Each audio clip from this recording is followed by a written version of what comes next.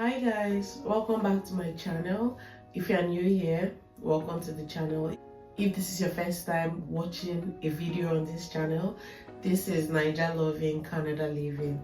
It's a space where I talk about my journey to Canada, my experiences in Canada, basically documenting my life here in Canada. If you don't know me, my name is Ife, and if you are old here, thank you so much for watching this video today.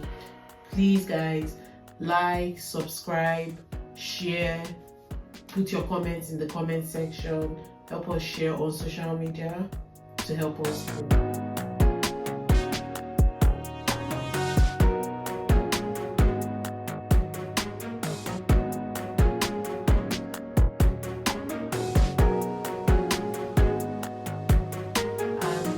I decided to make a video talking about some of the most common questions I've been asked about moving to Canada since I moved here.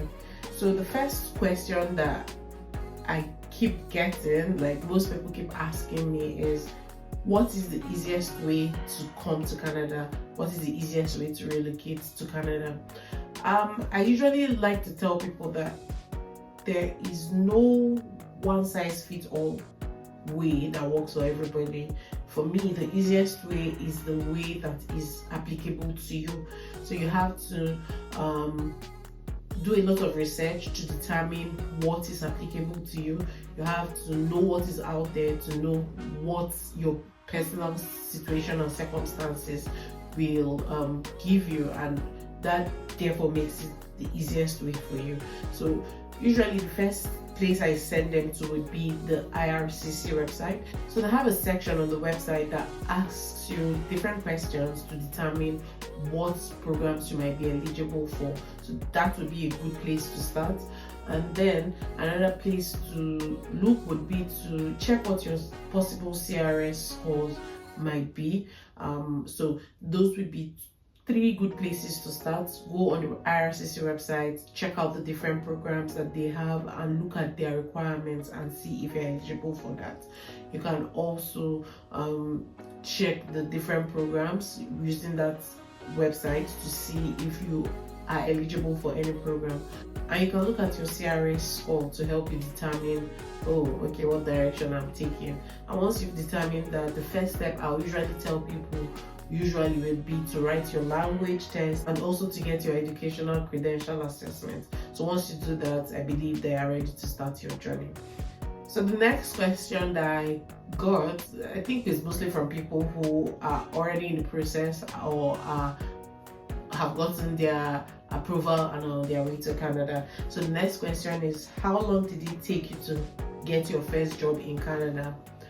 So my situation, my circumstance is different, so I cannot actually give an honest answer to this question. So I'm going to answer it in two parts. So how long did it take me to get a job in Canada? So I moved to Canada in the middle of, basically actually at the beginning of the pandemic. So 2 weeks after I moved to Canada, we went into lockdown. But I was fortunate to have met people in the 2 weeks before shutdown that pointed me in the direction of what we call survival jobs. So they were jobs that I just did to ensure that I was able to take care of myself and take care of my needs.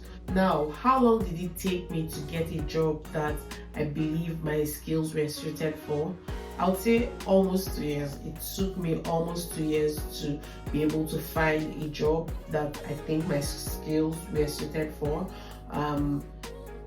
Because again, the pandemic was an issue, but there was also the fact that I didn't really know all of the resources out there available to me, so I wasn't really sure of where to look for jobs. The websites that I was looking for jobs on were mostly Indeed and job banks, and I never actually really heard back from most of those jobs, or where I heard back, it became very quickly obvious that it was a scam and scammers trying to they like to prey on new immigrants that don't know anything about Canada, and I called out a few of them. So when I got my first job that I believe suited my skills, would have been 2 years into moving to Canada, because by this time I had met more people, I was talking to more people, and I was now able to figure out where I could look that could give me the results that I wanted for myself.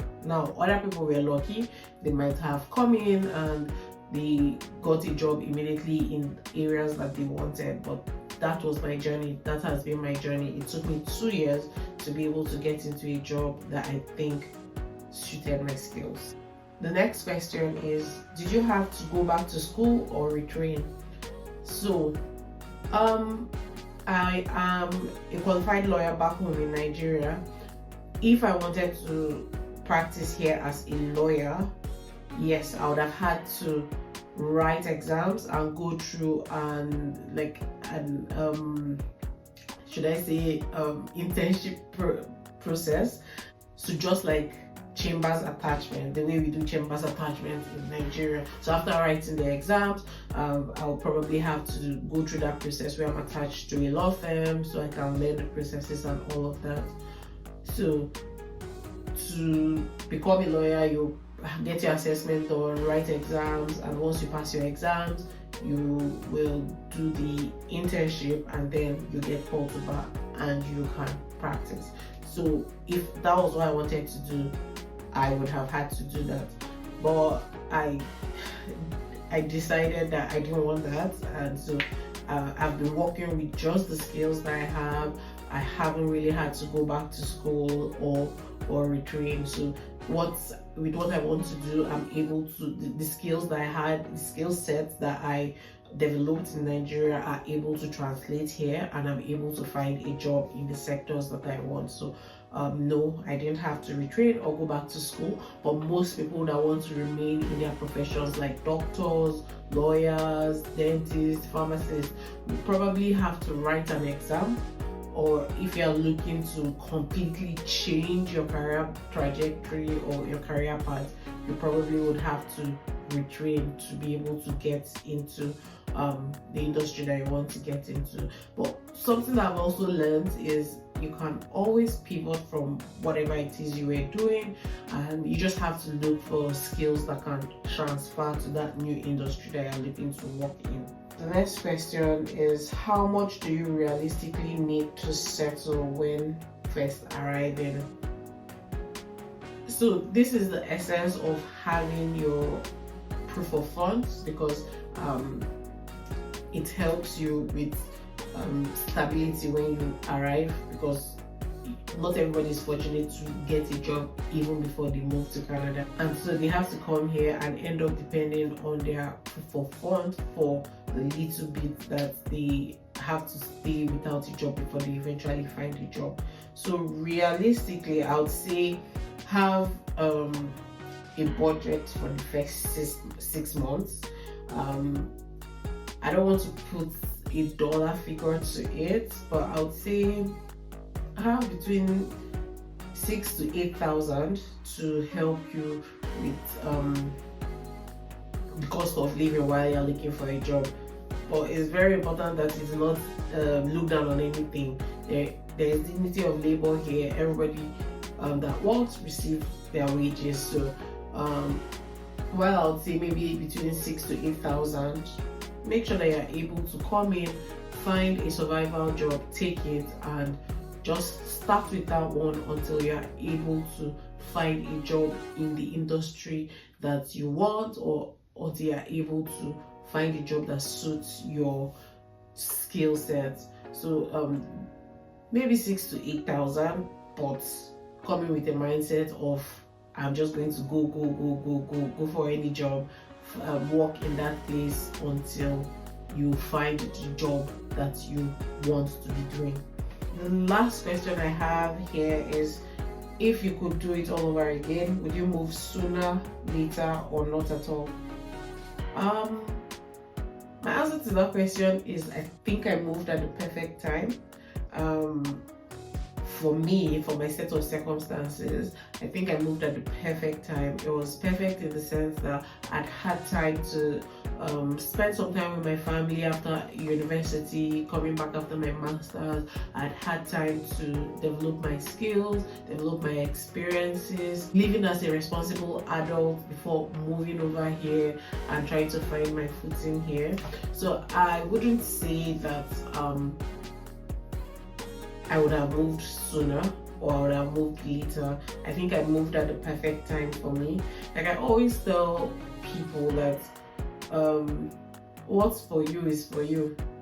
I know that it's getting harder and harder to move to Canada, but if it's meant for you, it will come along somehow. And so I believe that the right time is the time that you move.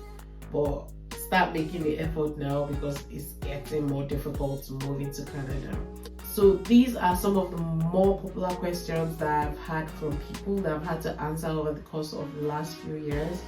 And so if you have any more questions, please leave them in the comment section or reach out to me in my DMs and I'll be happy to answer any questions that you have.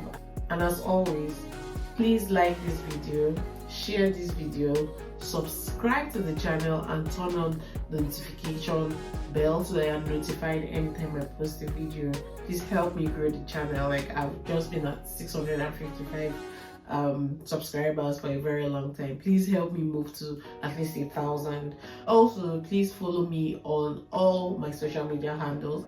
I'll leave them in the description box and also on the video. Thank you very much for watching.